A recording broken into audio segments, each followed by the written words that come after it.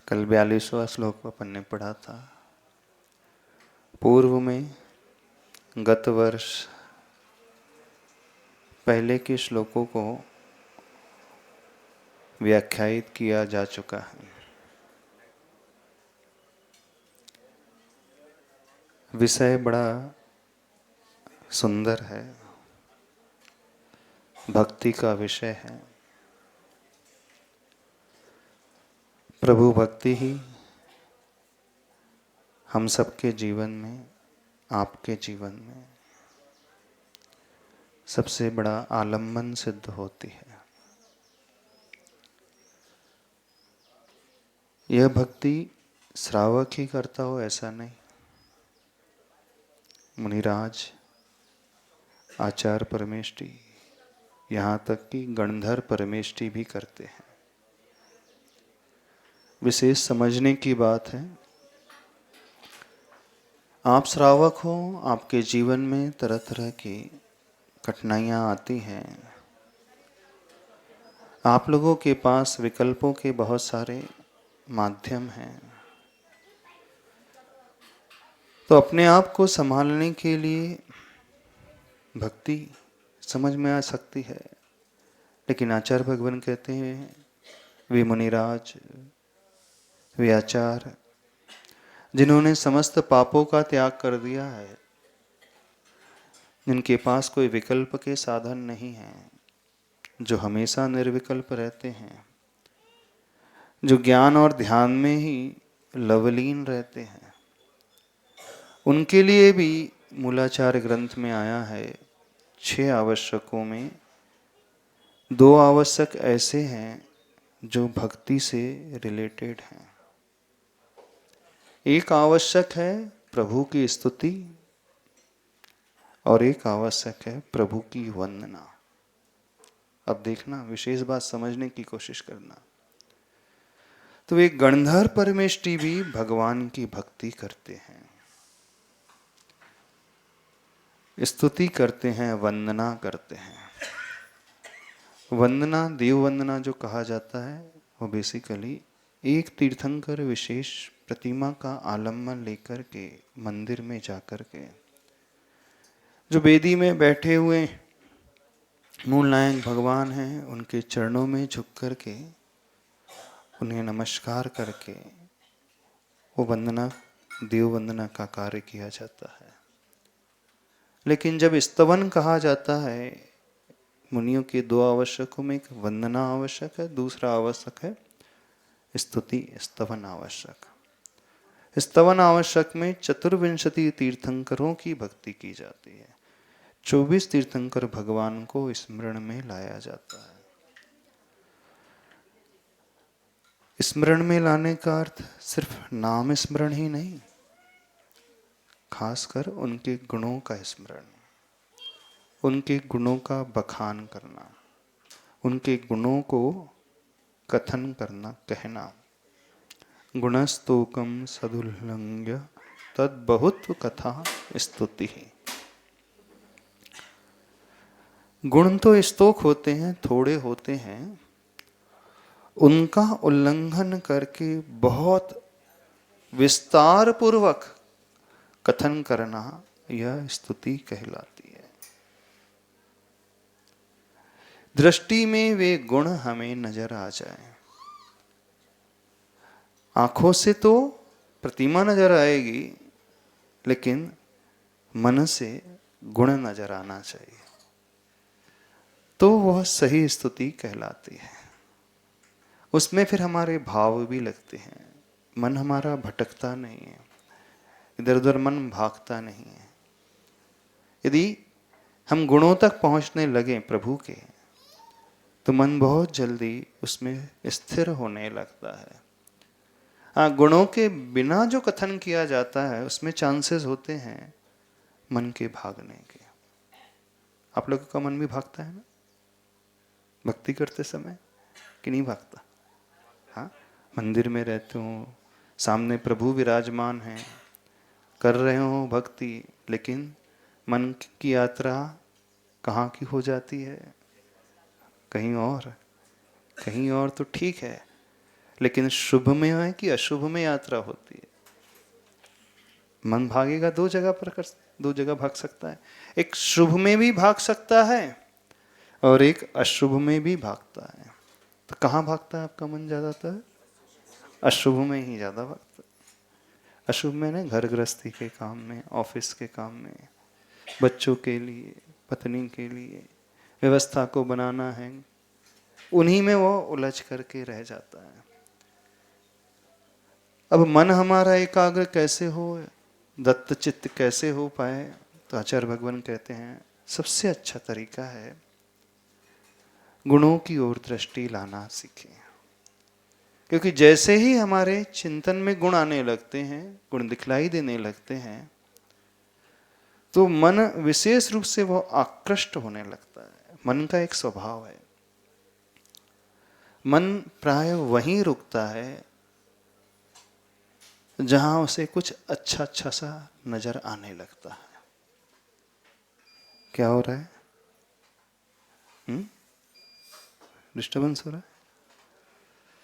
तो जैसे ही हमें विशेषता नजर आने लगी, गुण नजर आने लगे प्रभु के,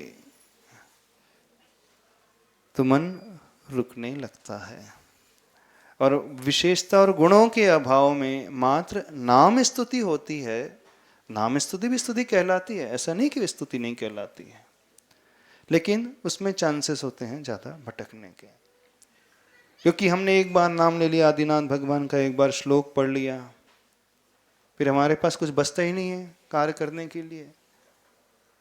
मन उस जिन की भांति होता है जो हमेशा उछल कूद करता रहता है, उस बंदर की भांति होता है जो हमेशा चंचल रहता है। तो बंदर का स्वभाव हमेशा वृक्ष पर उछल कूद करना है, एक टहनी से दूसरी टहनी पर। तो उसे बंदर को यदि रोकना हो तो सबसे अच्छा तरीका, आसान तरीका, उसे कार्य दे दिया जाए। जिनको भी यदि रोकना हो तो उससे कार्य असाइन कर दिया जाए। ऐसे ही मन को यदि कोई कार्य दे दिया जाता है तो वह मन उसी में लग जाता है, लेकिन कार्य वह अच्छा वाला होना चाहिए। तो यदि हमने गुणों को देखना सीख लिया तो मन को एक कार्य मिल जाता है। समझने की कोशिश करना। और नाम स्तवन में, नाम स्तुति में मन अधूरा सा रहता है, अपूर्ण सा रहता है, खाली खाली सा रहता है। और जहां खाली है तो खाली दिमाग शैतान का दिमाग कहा जाता है ना, तो ये तुरंत शैतानी प्रवृत्ति करने लगता है। तो विधि ये है अशुभ से हटाकर के शुभ में लाने के लिए उन प्रभु के कुछ गुणों का स्मरण। यदि और गुण याद ना आए, हम समझ ना पाए, तो उन प्रभु के उन विशेष कार्यों का स्मरण जो उन्होंने हम सब के उपकार के लिए दिए हैं, उस उपदेश के द्वारा। समझ रहे हो नहीं समझ रहे? कैसे एकाग्रता भक्ति में लाएं? तो एकाग्रता लाने के लिए अपन हम अगला श्लोक देखते हैं, श्लोक नंबर 43, 43वां। कुंतांग्र भिन्न गज शोणित वारिवाह। पढ़ो।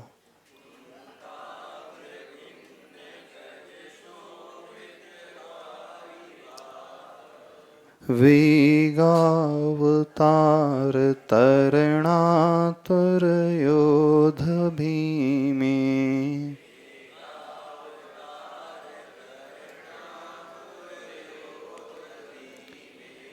युद्धे जयं विजित दुर्जय जेय पक्षास।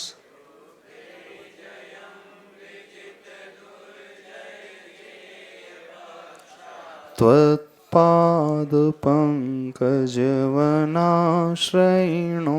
लभन्ते।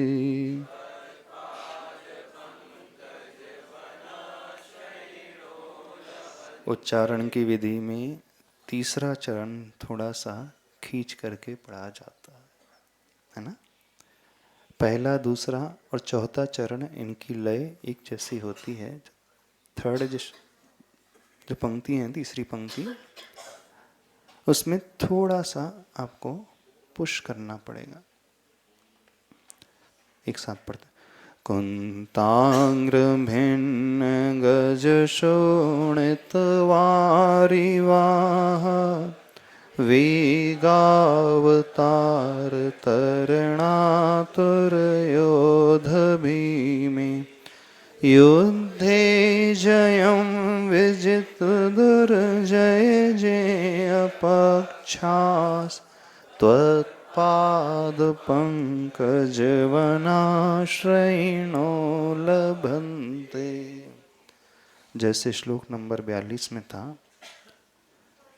लगभग वैसे ही भाव इस श्लोक नंबर 43 में आ रहे हैं।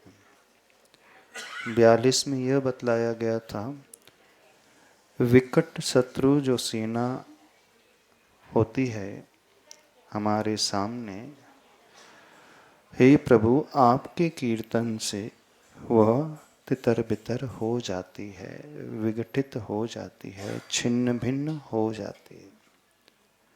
कल अपन ने समझा था, एक सेना बाहर की सेना होती है, एक शत्रु बाहर के शत्रु होते हैं जो हमें दिखलाई देते हैं, लेकिन दूसरे शत्रु हमारे भीतर के शत्रु होते हैं जो दिखलाई नहीं देते हैं। जैसे महाभारत का युद्ध हुआ था, उस महाभारत के युद्ध में कौरव थे, पांडव थे, द्रोण थे, कर्ण थे, कृष्ण आदि थे, बड़े बड़े योद्धा थे। अब पांडवों के लिए शत्रु कौन थे? वे कौरव, दुर्योधन, दुशासन, कर्ण, सारे के सारे। वह तो हो गई एक घटना विशेष। मूल रूप से हमारे जीवन में भी हमारे जो भीतर के शत्रु हैं, एक तो कर्म हो गया, दूसरे उस कर्म के उदय स्वरूप उठने वाली भिन्न भिन्न धारणाएं, कषाय के भाव, वो क्रोध की भावना, वो लालच का भाव, वो बहुत ज्यादा अभिमान का भाव, वो कामनाएं बहुत ज्यादा, ईर्ष्या का भाव, भय, शोक, चिंता, अरति, ये सारे के सारे 9 कषाय, मात, मत्सर्य, वर्तमान में जिसे आप नेगेटिविटी कहते हैं, डिप्रेशन, स्ट्रेस, फियर अंदर का, ये कॉम्प्लेक्सेस, ये दीनता का भाव, ये हीनता का भाव, ये सुपीरियरिटी कॉम्प्लेक्स, ये मन में उठने वाले जो परिणाम हैं, ये ही हमारे शत्रु हैं। इन फीलिंग्स को हम महसूस कर सकते हैं, होते ये कर्म के उदय में हैं, और बाहर इन कर्म के उदय में ऐसे भाव परिणाम पैदा होते, इमोशंस जिसे हम कहते हैं। उन इमोशंस को हम देख सकते हैं, महसूस कर सकते हैं। हाँ, क्रोध रूपी कर्म को हम नहीं महसूस कर पाएंगे, कर्म को, उस कर्म रूप क्रोध कर्म के उदय में जो इमोशंस होते हैं उन्हें हम जज कर सकते हैं। तो जो व्यक्ति इन इमोशंस से लड़ना सीख लेता है, बुरे इमोशंस, कषाय के भाव, नेगेटिविटी की फीलिंग्स, भय और चिंता का परिणाम, ईर्ष्या की वो भावनाएं, वो मात्सर्य का, वो जुगुप्सा का भाव, वो ग्लानि का भाव, जो एक दूसरे को नीचे गिराने का भाव, जो हम किसी की बढ़ती को बर्दाश्त नहीं कर पा रहे हैं, ये वाले सारे भाव, इन्हें हम जज कर सकते हैं। तो जो इनको जीतना जानता है, समझना, यही हमारे शत्रु हैं। जो इन्हें ओवरकम करना जानता है वो सही योद्धा माना जाता है। जैसे उस महाभारत में पांडव आदि थे, वो योद्धा थे, उन दुशासन दुर्योधन से लड़ रहे थे। वो दुराचारी दुशासन, वो कूटनीति वाले शकुनी आदि। तो ऐसी ये फीलिंग्स हमारे भीतर भी हैं। हमारे मन के भीतर भी एक द्वंद्व हमेशा चला करता है। एक युद्ध हम स्वयं लड़ते हैं और वो शत्रु हमारे अपने ही भीतर रहने वाले हैं। इन्हें जितने भी ये बुरे भाव हैं, ये उस महाभारत की कौरव सेना की भांति कहलाते हैं। जब जब हमारे भीतर कुटिलता का भाव पैदा होने लगे तो समझना वो शकुनी खड़ा हो गया। जब जब वो दुराचार की भावना पैदा होने लगे तो समझना वो दुशासन जागृत हो गया है। जब जब तीव्र अन्याय का भाव पैदा होने लगे तो समझना वो दुर्योधन सामने आ गया है। जब बहुत हम गाफिल होने लगे, मोह से प्रभावित होने लगे तो समझना वो धृतराष्ट्र हम सबके सामने आ गया है। जब जब हम किसी को गिराने के बारे में सोचने लगे, अहित करने की क्रूरता की भाव अपने भीतर लाने लगे तो समझना वो कौरव रूपी सेना हमारे भीतर सिर उठा करके खड़ी हो रही है।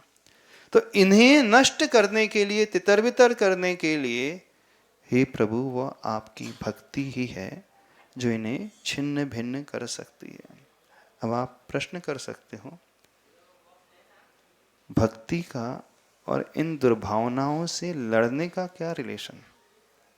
हाँ, यदि कोई व्यक्ति बहुत अच्छे से भक्ति कर रहा है तो वो कैसे इनको ओवरकम कर लेगा, कैसे इन्हें हटा पाएगा? प्रश्न उठता है कि नहीं? कि नहीं उठता? आप भगवान की बहुत पूजा करो, उनका कीर्तन करो, गुणानुवाद करो, तो गुणानुवाद करने से क्या हम इन दुर्भावों को तितर बितर कर पाएंगे कि नहीं कर पाएंगे? क्या लगता है आपको? बताओ, हो सकता है कि नहीं हो सकता? कैसे होता होगा? अब थोड़ा साइंटिफिक तरीके से समझने की कोशिश करें। कैसे भक्ति करने वाला, कीर्तन करने वाला, प्रभु के प्रति समर्पित भाव रखने वाला व्यक्ति इन बुरे विचारों को जीत पाता है, इन बुरे विचारों की सेना को तितर बितर कर पाए? अब उसे ऐसे समझने की कोशिश करो। यदि हम निगेटिविटी को ओवरकम करना चाहते हैं तो हमारे भीतर क्या होना चाहिए? मनोविज्ञान के अनुसार क्या होना चाहिए? व्यक्ति पॉजिटिविटी से लबरेज होना चाहिए, भरा होना चाहिए, है ना? यदि उसे कुटिलता को जीतना है तो उसके भीतर सरलता का परिणाम होगा। वही व्यक्ति उस मायाचारी कुटिलता के भाव को जीतेगा। जो व्यक्ति उस हिंसा को जीतना चाहता है तो हिंसा की भावना पैदा होती है उस क्रोध रूपी परिणाम से। तो वह क्रोध को जीतने का उपाय वह क्षमा रूपी भाव है। अब देखना, एक तरफ वह विरोधी सेना है बुरे विचारों की, और एक तरफ जैसे पांडव की सेना है, धर्म की सेना है। तो धर्म रूपी योद्धा उस विरोधी सेना से बहुत अच्छे से लड़ सकते हैं। कुटिलता से लड़ने के लिए सरलता रूपी धर्म, हिंसा और क्रूरता से लड़ने के लिए वह क्षमा रूपी धर्म, अत्याचार और अनाचार को जीतने के लिए वह सहनशीलता और सही दृष्टिकोण। समझ में आ रही बात कि नहीं समझ में आ रही? अब ये सेना के योद्धा यदि हमारे भीतर होंगे तो हम शत्रु सेना को तितर बितर कर पाएंगे। अब यहां कहा जा रहा है भगवान आपकी भक्ति से वो तितर बितर हो जाते हैं। तो होता क्या है कार्य? अब उसे समझने की कोशिश करें। देखो, साइकोलॉजिकली समझने की कोशिश करें तो बड़ा अच्छा विषय है। ये भक्ता हमारे स्तोत्र भी बड़े अच्छे तरीके से समझ में आ जाएगा। जब हम प्रभु का वो भजन, कीर्तन, स्तुति करते हैं, उनके गुणों में डूबने की कोशिश करते हैं, तो उसका इफेक्ट हमारे भीतर कैसे पैदा होता है? क्या हम प्राप्त करते हैं? आप क्या प्राप्त करते हैं भगवान की भक्ति से? कुछ प्राप्त होता है आपको कि नहीं होता? क्या होता है बताओ? रोज आप भक्ति करते हो ना, रोज भक्ता अमर स्तोत्र पढ़ते हो, पढ़ करके क्या मिलता है आपको? देखो, यहां जो लिखा गया है वह रिजल्ट लिखा जा रहा है, जैसे एग्जाम्पल के लिए व्यक्ति जो स्टूडेंट होता है वो 100% स्कोर कर लेता है। लिखा क्या गया है, उस कोचिंग में जहाँ आईआईटी की प्रिपरेशन कराई जाती है, उस कोचिंग सेंटर में उसे एडमिशन मिल जाए, वह टीचर के पास जाकर के वो पढ़ने लगे, तो चांसेस प्रोबेबिलिटी बढ़ जाती हैं कि उसका स्कोर बड़ा अच्छा आएगा। अब लिख दिया गया, सामान्य से क्या लिखा जाएगा, जब भी कोचिंग वाले ऐड करते हैं, हमारी कोचिंग सेंटर से पढ़ने वाले इतने स्टूडेंट आईआईटी में सिलेक्शन उनका हो जाता है, सामान्य से ही लिखा गया है। तो क्या हो जाता है कि नहीं होता है?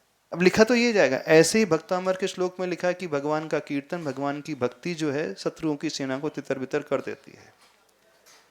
जैसे उसमें ऐड लिखा गया है, ऐसे ही भक्तामर में ऐड करा गया। समझने की कोशिश करना। अब वो क्रैक कैसे कर रहा है आईआईटी को? ठीक है, टीचर का गाइडेंस मिल रहा है, लेकिन टीचर के गाइडेंस के साथ साथ वो डेडिकेशन से, समर्पण के भाव से, अपना समय देते हुए टीचर की हेल्प से अच्छे से जब पढ़ता है, तब वह क्रैक कर पाएगा।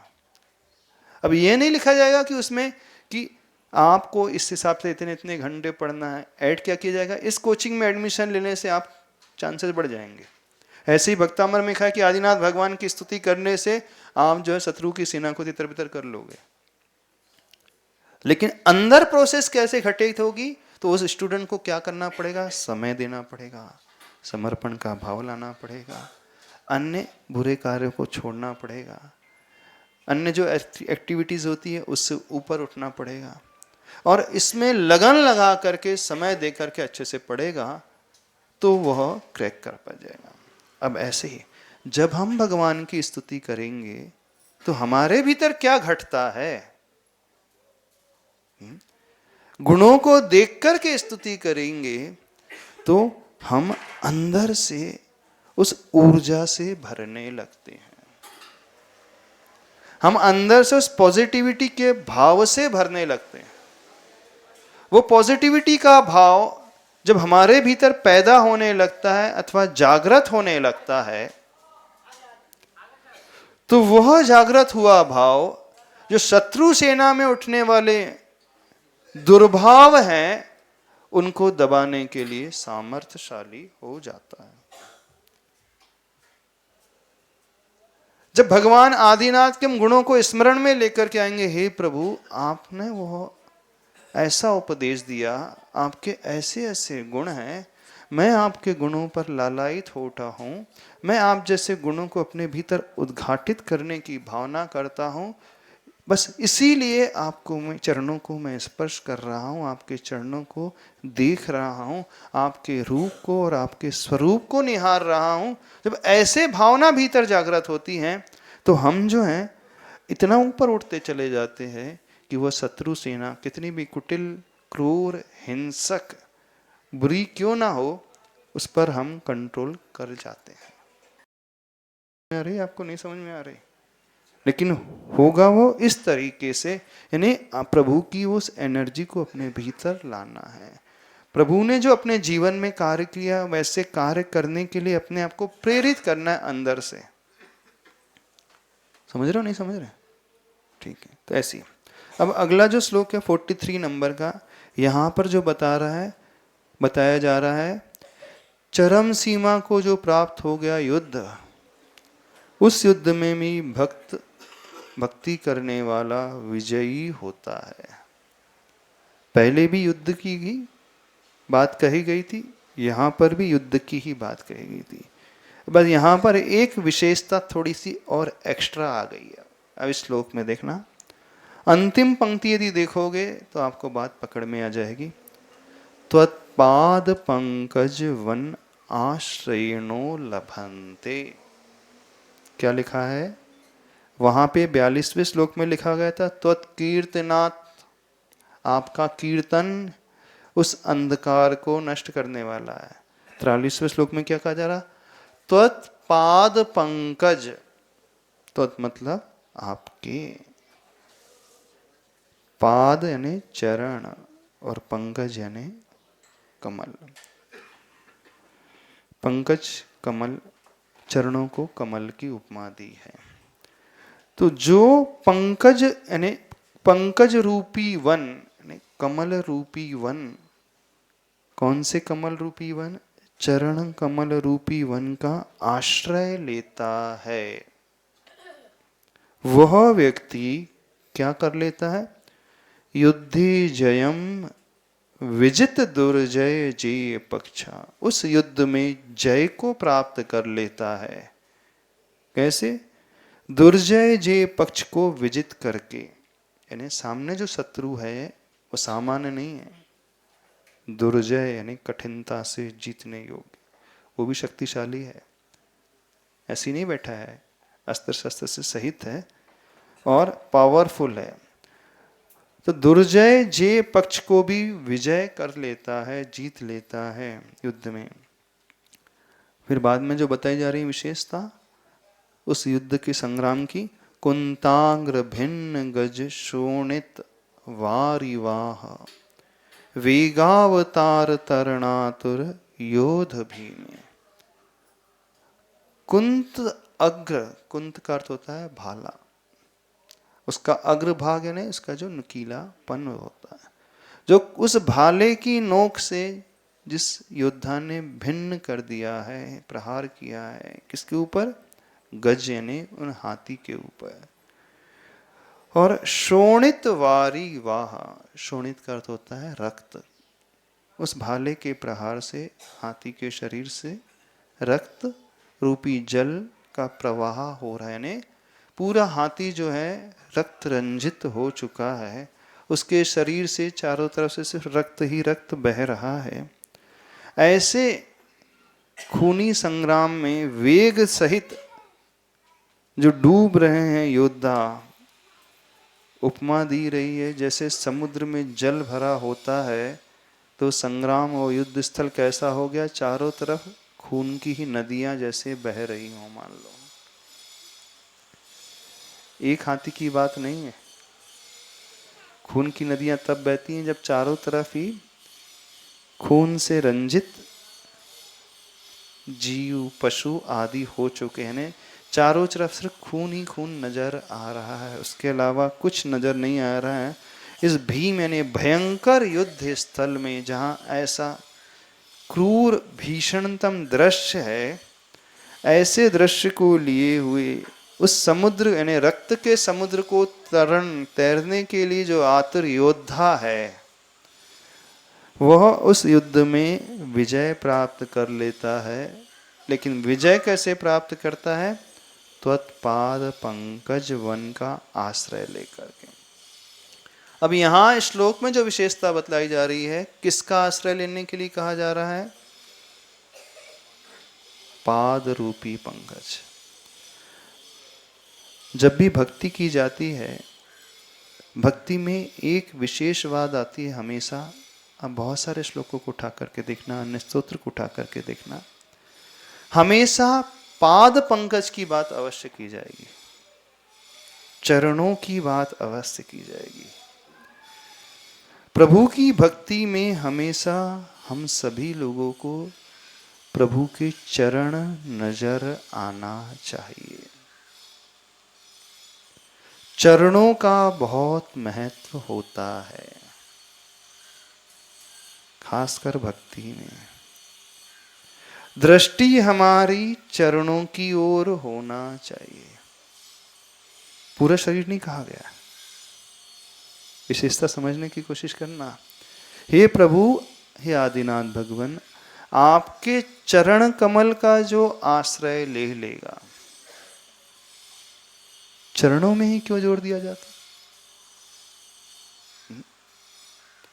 यहां भगवान का अभिषेक नहीं कहा जा रहा है, भगवान की मुख मुद्रा नहीं कही जा रही है, उनके हाथ पे को दृष्टि में नहीं लाया जा रहा है, मात्र चरणों को देखने की बात कही जा रही है। प्राय हर स्तोत्र में चरण कमल की बात अवश्य आती ही आती है। कोई भी उठा करके देखो आप, भक्तामरी नहीं, कल्याण मंदिर हो एक ही भाव स्तोत्र हो, सांत्यष्टक हो, हिंदी में रखे हों, रचे गए हों, चरणों को ही विशेष महत्व क्यों दिया जाता है, बता सकते हो आप लोग? भक्ति तो बहुत करते हो कि नहीं? अच्छा, जब आप भगवान की भक्ति करते हो तो कहां दृष्टि रखते हो? भगवान के किस अंग को आप निहारते हो? बताओ। नमस्ते महाराज जी। हाँ, भगवान जी जो चरण से जिस रास्ते पर चले हम भी वही रास्ते पे नहीं, चलना आप भगवान की जब भक्ति करते हो तो कहां दृष्टि रखते हो, ये पूछना चाह रहा है। मुख पर प्रतिमा कोई देखते हैं अपन तो? अभी हमें कौन नजर आ रहा है? प्रतिमा मुख पे ही प्रतिमूर्ति नजर आ रही है। हाँ। तो आपका पॉइंट ऑफ अट्रैक्शन कौन सा रहता है? अट्रैक्शन तो प्रतिमा ही रहती है महाराज जी। प्रतिमा पूरी रहती है प्रतिमा रहती है। कि चरण रहते हैं? आप हिंदी में वैराग्य भावना भी पढ़ते हैं अथवा भावना, उसमें आपने तीन प्रदक्षिणा दे सिर नायो चरणन में दिट्ठी कीनी, ऐसे आता है ना? चरणन में दिट्ठी यानी दृष्टि कीनी, 3 प्रदक्षिणा दे करके सिर को नमस्कार करके मैं दृष्टि कहाँ कर रहा हूँ? चरणों में। चरणों हर जगह चरण ही आते हैं। प्राय देखना, इस बात को समझने की, इस रहस्य को समझो, इस मूल कारण को पकड़ने की कोशिश करो। विशेषता चरणों की ही क्यों है? चरणों को ही क्यों सामने रखा जाता है हर बार? दृष्टि प्रभु के हथेली में की, ऐसा नहीं लिखा गया। चरणों को देखना है। हाँ, ऑन तो करो। महाराज जब दर्शन करते हैं तो पहले तो चेहरे पे जाते हैं नजर, लेकिन हाँ। जब विनम्र होकर झुकते हैं तो सिर्फ चरण ही दिखते हैं। रीजन हम जानना चाहते हैं। तो महाराज वही, जब विनम्रता से हम झुकते हैं भगवान के सामने तो फिर तो चरण ही दिखते हैं। दिखते चरण हैं, हाँ। लेकिन चरण देखने क्यों कहा जा रहा है, हम ये पूछ रहे हैं आपसे। विनय भाव के लिए और अपने अहंकार को छोड़ने के लिए कि हम चरण की धूल के बराबर भी नहीं है, आपका मुख चंद्र देखने की तो हमारी योग्यता ही नहीं, इस भाव को लेकर। मूल रूप से चरण आचरण के प्रतीक होते हैं। यदि हम कुछ पाना चाहते हैं प्रभु से, तो उनके चरणों से हमें प्रभु के आचरण को देखने की कोशिश करना चाहिए। एक्यूप्रेशर के हिसाब से, एक्यूप्रेशर एक पैथी होती है, एक्यूप्रेशर, वो कहते हैं अपनी पूरी बॉडी के पॉइंट्स जो हैं मूल रूप से चरण में, हथेली में भी होते पर चरणों में सबसे ज्यादा होते हैं और वो सबसे ज्यादा इफेक्टिव होते हैं। अब रोग आपका पेट में है, वो आपके पैर का सेंटर पॉइंट दबा देते हैं। रोग आपके सिर में है, वो अंगूठा दबाने लगता है, एक्यूप्रेशर वाला स्पेशलिस्ट जो होता है। किडनी में है तो साइड में दबाने लगता है, होता है कि नहीं? आपने किसी डॉक्टर को देखा होगा। बोले चरण एक ऐसा स्थान है शरीर का, इस चरण में, इस पैर में पूरे शरीर के पॉइंट्स समाहित होते हैं। यदि आपको पूरे शरीर को ठीक करना हो तो वो डॉक्टर कहीं हाथ ही नहीं लगाता, उस स्थान को छूता भी नहीं जहां दर्द है, चाहे वो पेट हो, कमर हो, सिर हो, गर्दन हो, वो छूता भी नहीं। वो सिर्फ इसी पैर को ट्रीट करके आपको स्वस्थ बना देता है। ऐसी है बिल्कुल। तो चरण एक ऐसा केंद्र है, चरणों में सारे शरीर के मुख्य मुख्य पॉइंट एकदम आते हैं। चरण जो है वो आचरण का प्रतीक होती है। जिस जगह प्रभु के गुरु के चरण पड़ जाएं, चरण ही हैं जो सबसे ज्यादा स्पर्श करते हैं क्षेत्र को, किसी भी। बाकी पूरी बॉडी का पोर्शन टच नहीं होगा, होता है? कभी हाथ टच नहीं होगा, माथा टच नहीं होगा गुरु का, छाती नहीं, पीठ नहीं, कुछ टच नहीं होगा। सबसे ज्यादा जो टच होता है, पृथ्वी से टच होते हैं वो चरण ही होते हैं। चरण जो होते हैं उसका कनेक्शन पृथ्वी से होता है, यानी पृथ्वी की जो एनर्जी ली जाती है सबसे अधिक चरणों से ही ली जाती है। समझने की कोशिश करना। हमारा जुड़ाव यदि उस पंचभूतों में सबसे अधिक किसी से होता है, कोई माध्यम हमारे शरीर का बनता है तो चरण ही बनता है। जब हम चरणों को देखते हैं तो हम अपने मान कषाय को पूर्ण रूप से गला देते हैं। चरण दिखते ही प्रभु की वो यात्रा नजर आने लगती है कि कैसे उन्होंने अपने जीवन की यात्रा अपने पैरों पर चल करके की है। चरण हमेशा गतिवाहक होते हैं, चलने की शिक्षा देते हैं, रुकने की शिक्षा नहीं देते हैं।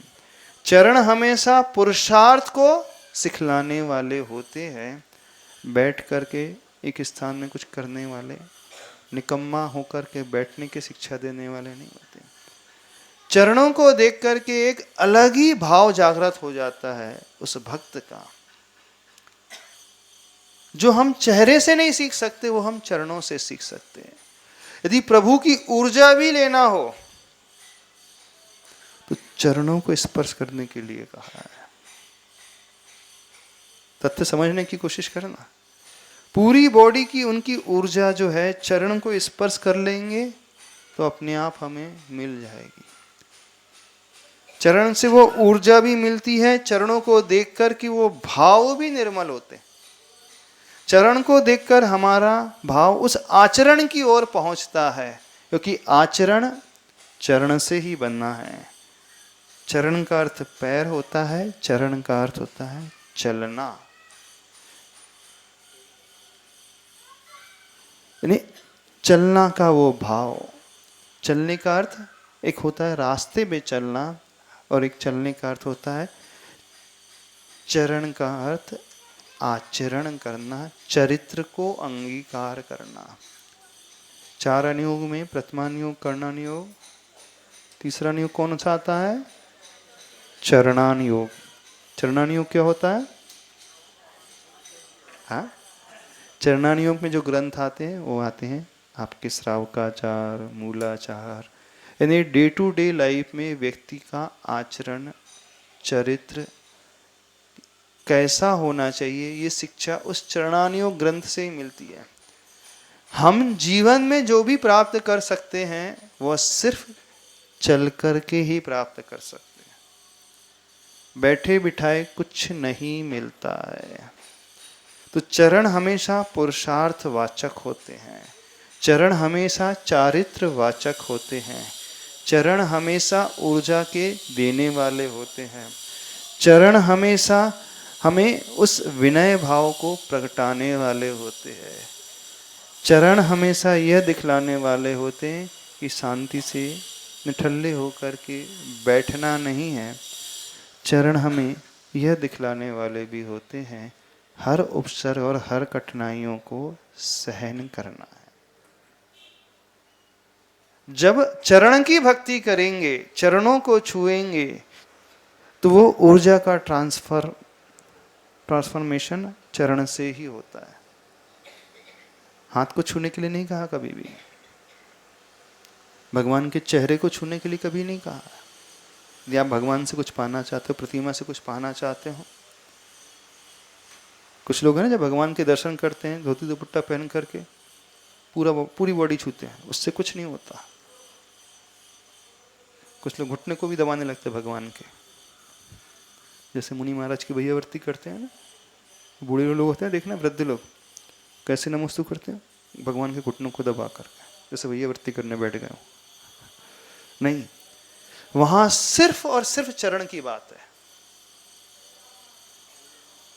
तो यदि हमें कुछ पाना है तो हमारी भक्ति पाद पंकज वाली होना चाहिए।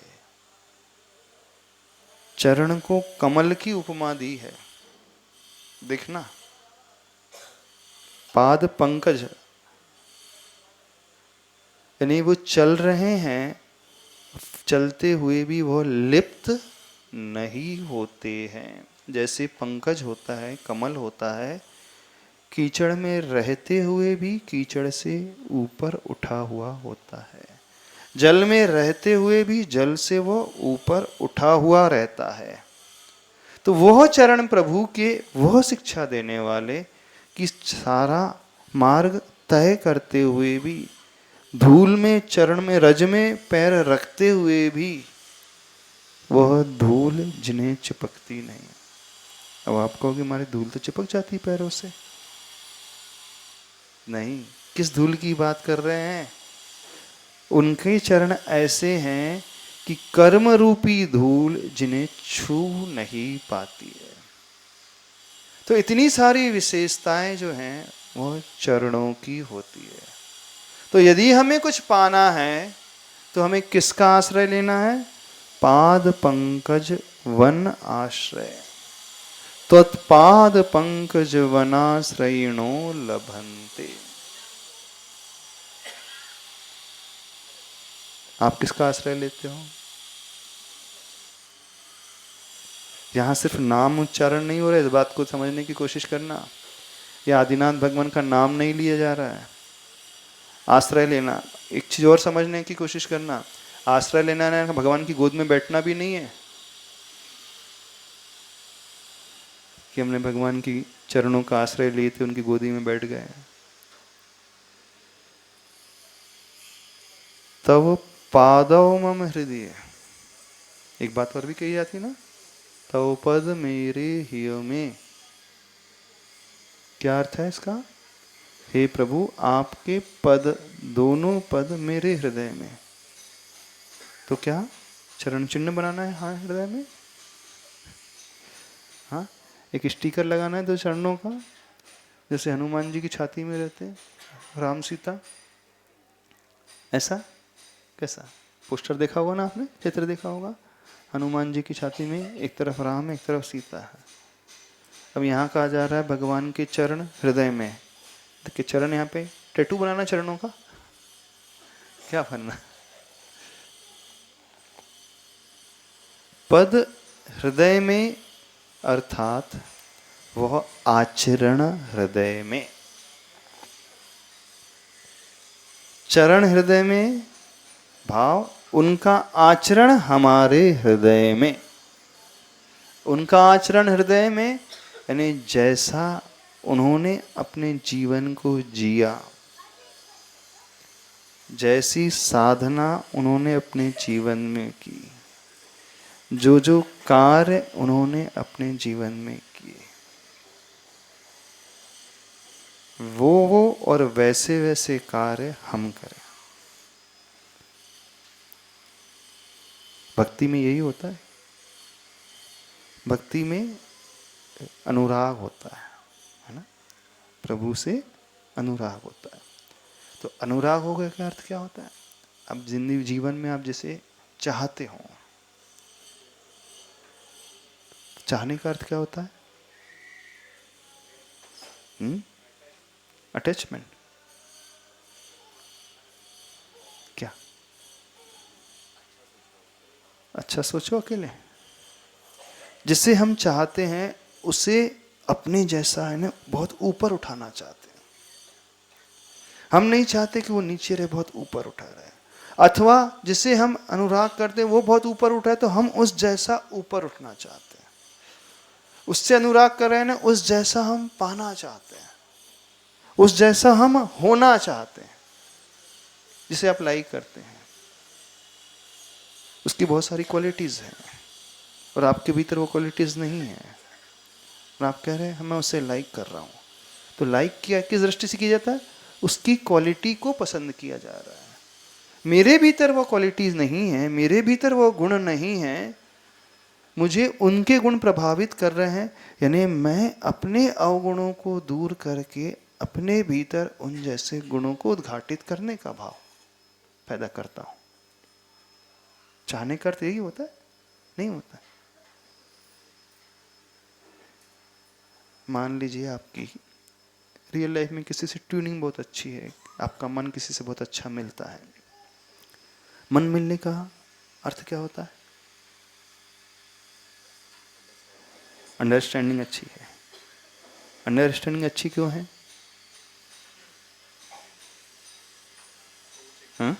सोच मैच करती है, इंटरेस्ट मैच करता है ना। यानी जैसा जैसा आप सोचते हो वैसा वैसा भी सोचता हूँ। आप इधर सोचते हो तो वैसा नहीं कि उधर सोचता है, वो विपरीत दिशा में नहीं सोचता। यानी जो आपके भीतर है वह भी उस रूप होना चाहता है, अथवा जो उसके भीतर कुछ अच्छा है आप उस रूप होना चाहते हैं। ये होता है कि नहीं होता है? वहाँ इंटरेस्ट की बात आ जाती है, लाइकिंग की बात आ जाती है, पसंद की बात आ जाती है। तो जैसे ही हम प्रभु के उस चरण कमल को देखते हैं, उन दोनों चरणों को देखते हैं, तो एक अंदर का भाव उन जैसे आचरण का, अंदर का भाव उन जैसे चरित्र का, अंदर का भाव उन जैसे सर्वांग होने का, पूर्ण रूप से उन जैसा होने का। और जो पूर्ण रूप से उन जैसा होने का भाव मन से, वचन से और तन से, तीनों से करेगा, तो नियम से मान करके चलना, फिर वो दुर्भाव से छू नहीं पाएंगे, वो कुटिलता के भाव। क्योंकि प्रभु के भीतर शकुनी जैसी कुटिलता आती नहीं, उनके भीतर हमेशा सरलता।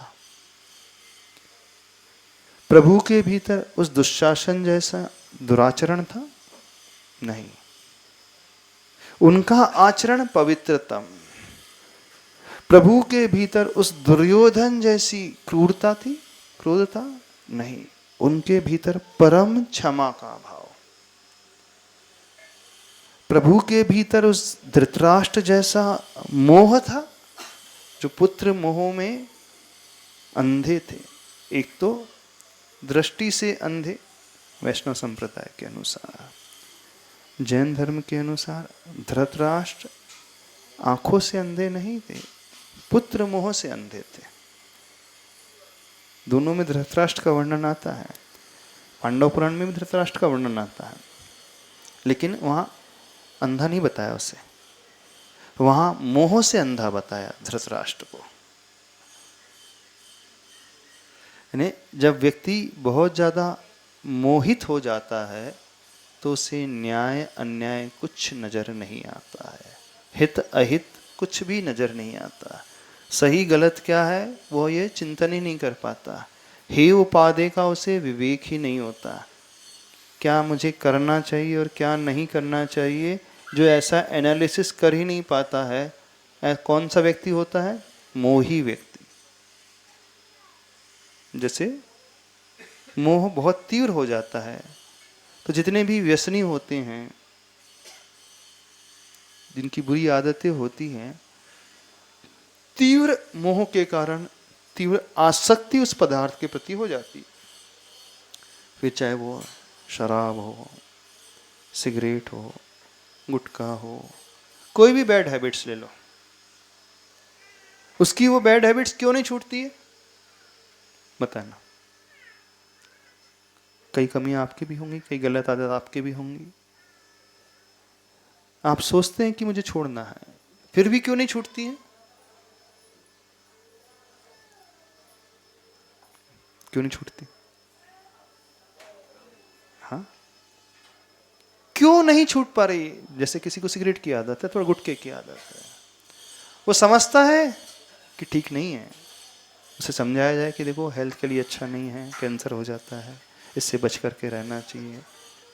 वो जानता है, समझता भी है सब कुछ, लेकिन क्या कहता है वो, क्या करूं, छूटी नहीं है, तलब भी बार बार उठती है, मन करने लगता है, फिर खा लो, फिर पी लो। आपकी भी कोई तलब होती ना, हो सक उनकी सिगरेट पीने की, दारू पीने की, गुटखे की, आपकी चाय कॉफी की होती होगी, होती कि नहीं होती? मोबाइल की होती होगी, कोई ना कोई आदत तो सबको लगी, सबको आदत लगी है। आप जानते हैं वो आदत बुरी है, ठीक नहीं है आदत, वैसा नहीं करना चाहिए, फिर भी वो आदत आप छोड़ क्यों नहीं पाते? तीव्र आसक्ति हो गई, तीव्र मोह हो गया उस मोबाइल से, उस गुटखे से, उस चाय से, उस कॉफी से, उस शराब से, कुछ भी। तो जिससे मोह बहुत गहरा हो जाता है वह जानते हुए भी छोड़ नहीं पाता।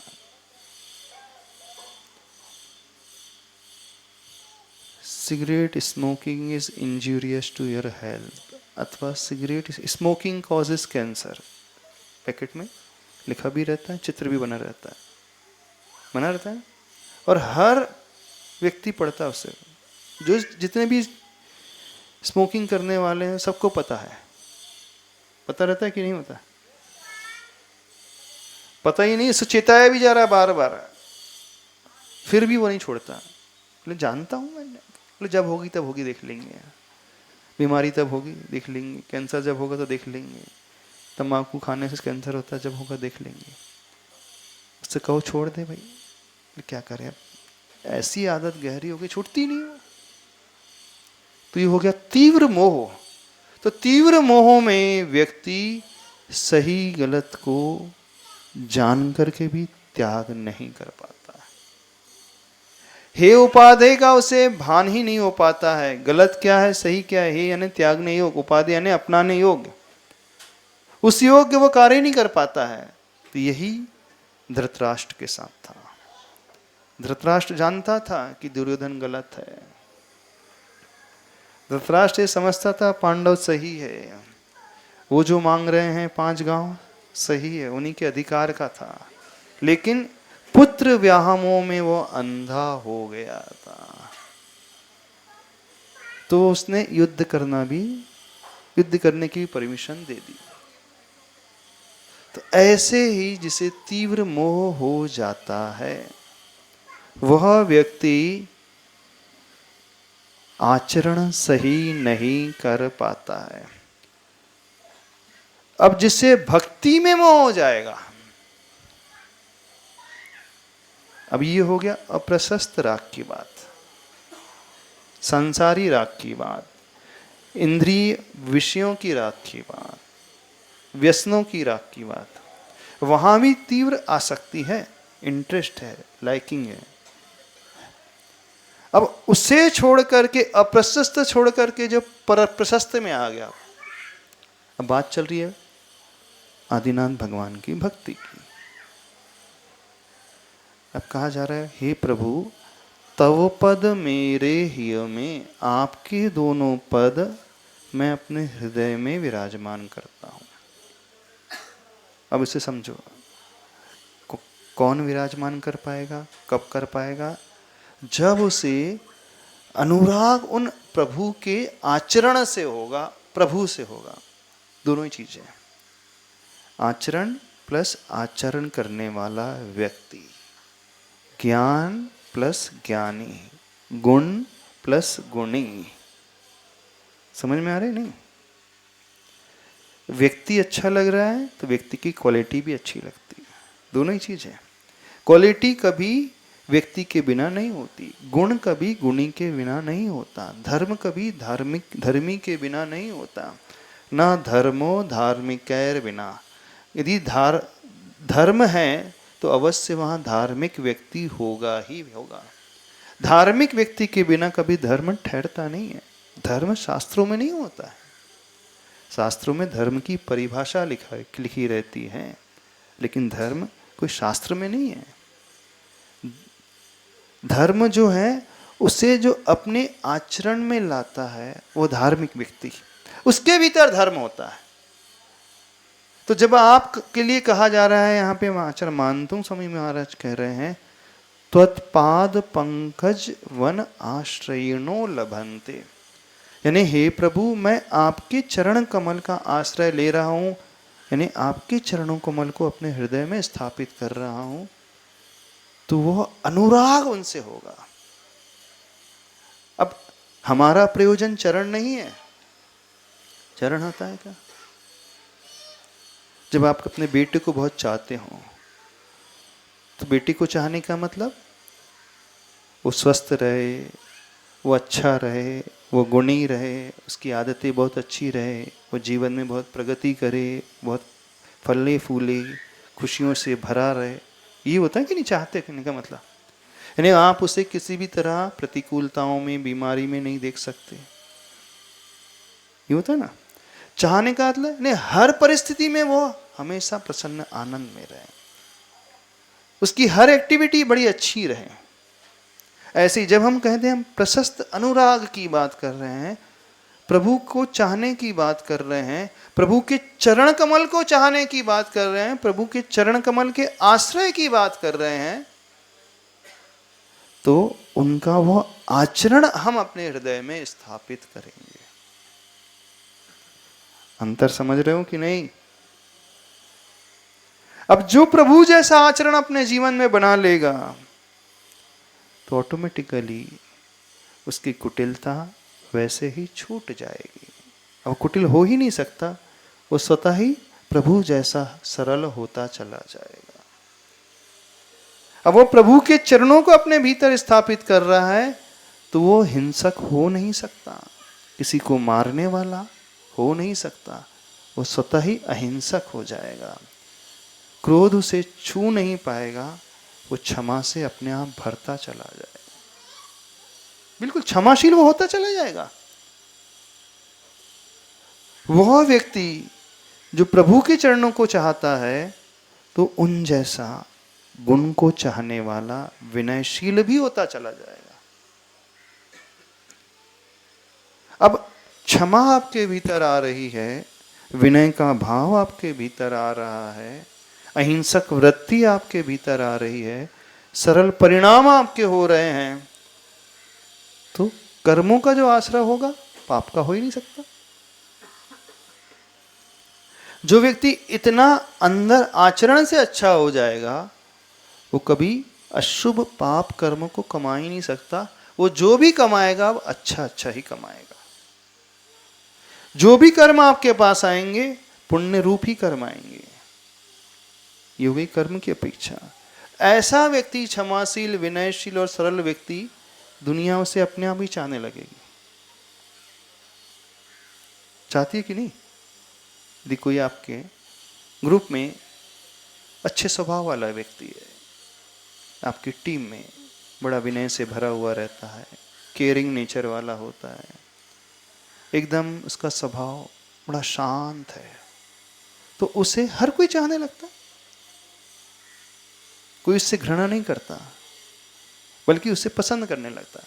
तो उसका असर आपके इस व्यवहारिक जीवन में भी आपको देखने मिलेगा।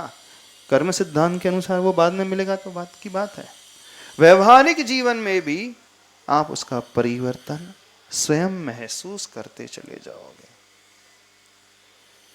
जब ऐसे पंकज, पाद पंकज रूपी वन का आश्रय ले लेगा तो फिर वो बाहर की वो सेना क्रूरतम भी क्यों ना हो, जिसमें बड़े बड़े योद्धा लड़ रहे हैं, रक्त रंजित यात्रा जहां हो रही है, खून का ही सैलाब जहां नजर आ रहा है, ऐसी प्रतिकूलता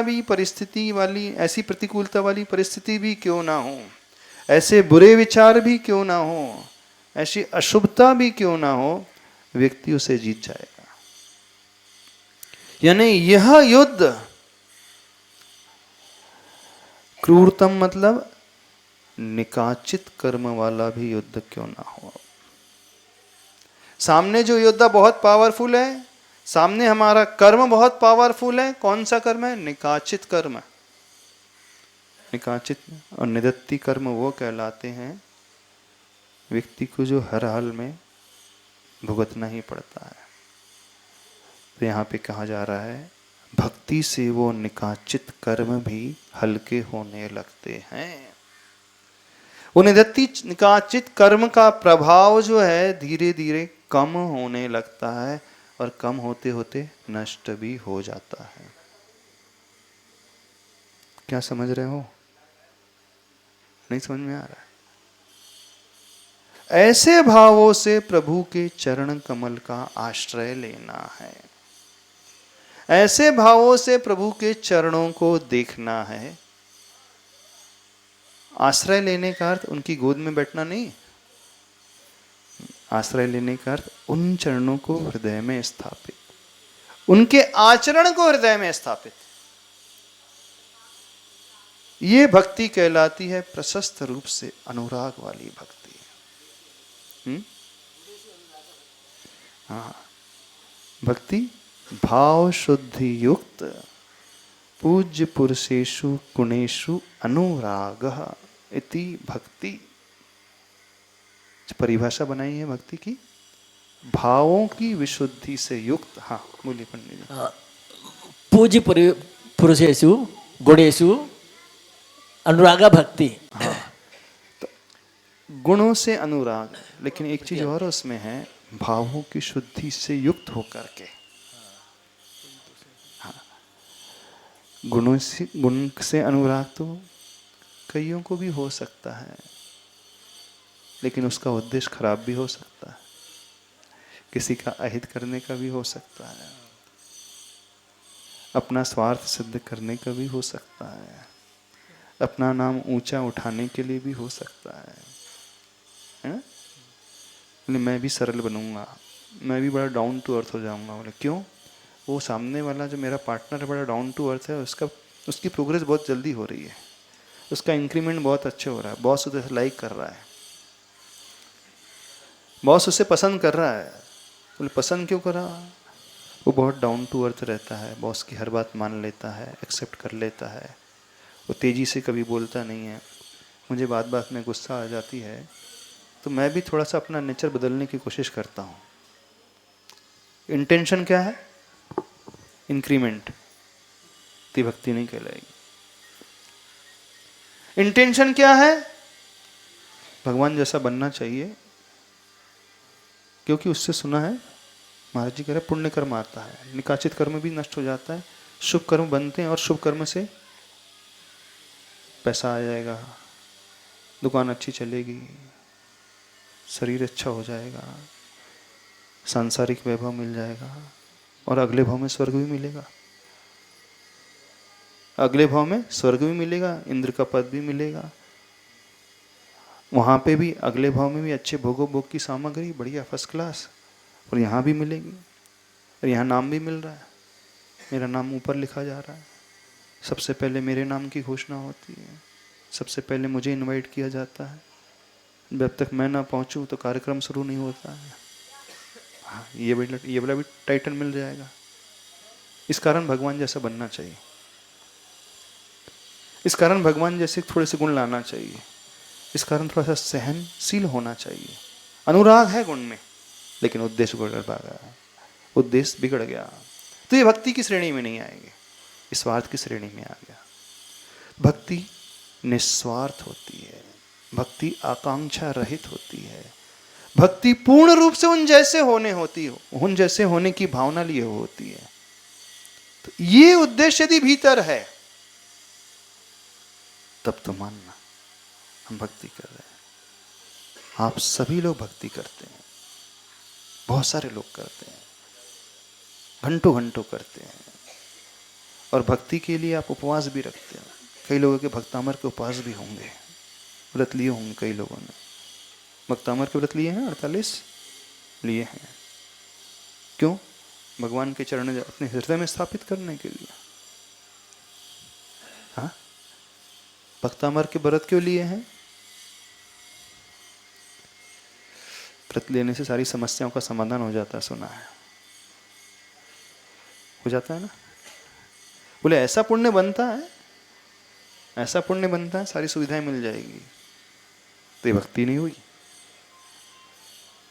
प्रयोजन क्या है?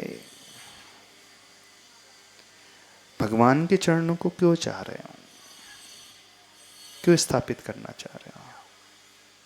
भगवान के चरणों का आश्रय क्यों ले रहे हो? क्यों उनकी पूजा, क्यों भक्तामर स्तोत्र का पाठ रोज कर रहे हो? क्या उद्देश्य?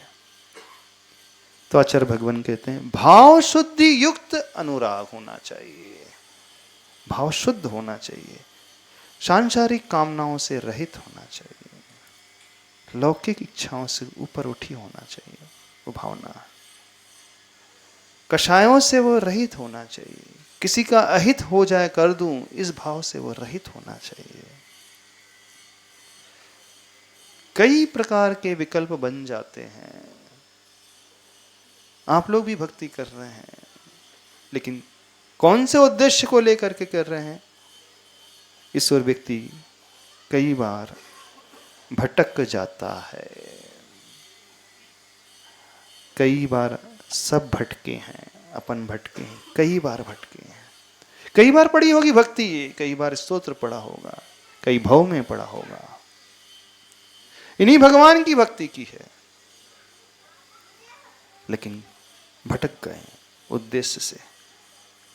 इनके चरणों को चाहा है, प्रयोजन कुछ गलत था, प्रयोजन सांसारिक था, प्रयोजन नाम का था, प्रयोजन पद का था, प्रयोजन प्रतिष्ठा का था, प्रयोजन शरीर का था, प्रयोजन घर का था, प्रयोजन दुकान का था, प्रयोजन बेटे का था, बेटी का था, प्रयोजन पैसे का था, न जाने और कितने प्रकार के प्रयोजन हो सकते हैं। प्रयोजन किसी के अहित करने का था, किसी को नीचे गिराने का था, पीछे ढकेलने का था। इन सारे प्रयोजन को लेकर के यदि हमने भगवान की भक्ति भी की है, तो उससे ये सिद्ध नहीं होने वाला। वह शत्रु पराजित नहीं होने वाले। बुराई रूप कषाय वाले शत्रु, अहम वाले शत्रु, निगेटिविटी वाले शत्रु, चिंता और शोक वाले शत्रु, भय वाले शत्रु, मत्सर वाले, ईर्ष्या वाले शत्रु, वो कभी नहीं हटने वाले। और बस प्रयोजन बदल गया तो भावों में विशुद्धि आ जाती है, भाव शुद्ध हो गए। अब भाव शुद्ध होकर के भगवान के गुण, फिर चमत्कार देखना, कोई नहीं रोक पाएगा अपन सबको। समझ रहे हो नहीं? अर्थ समझ में आ गया? भगवान के चरण कमल का आश्रय इस प्रकार से लिया जब जाता है तो युद्धे जयम विजित दुर्जय जेय पक्षा, बहुत कठिनता से जीतने योग्य हैं, अनादिकाल हो गए अपन सबके लिए। बड़े दुर्जय हैं हमारे शत्रु, कर्म शत्रु, बुराइयां रूपी शत्रु, बड़े दुर्जय हैं, मोह रूपी शत्रु। आसानी से कोई नहीं जीत पाता, न जीत पाया है। तो यहाँ का विशेषण दुर्जय शत्रु के लिए दिया जा रहा है, नहीं वो भी सामान्य नहीं, विशेष है। और विशेष शत्रु से लड़ने के लिए तैयार भी विशेष होना चाहिए। वो जितना पावरफुल है तो उतना ही तैयार हमें भी होना पड़ेगा। तो वैसी तैयारी करें, भावों की शुद्धि लेकर के आए। समय आपका हो गया, इतने के भाव समझ में आ गए? 43वें नंबर श्लोक के। सर्वार्थ सिद्धि में गुणेशु अनुरागा भक्ति इतना वर्ड दिया था आपने। ये पूज पुरुषेशु शब्द विशेषण नहीं, ये अकलंक देव ने उसमें दिया है, बहुत अच्छा है। राजवार्तिक हाँ। ग्रंथ में पूज्यवर आचार्य अकलंक देव ने दिया है। भाव शुद्धि योग भाव शुद्धार्थम पूज्य पुरुषेशु गुणेशु अनुराग इति भक्ति। बोले देवादिदेव श्री आदिनाथ भगवान की। आचार्य गुरुवर श्री विद्यासागर जी महाराज।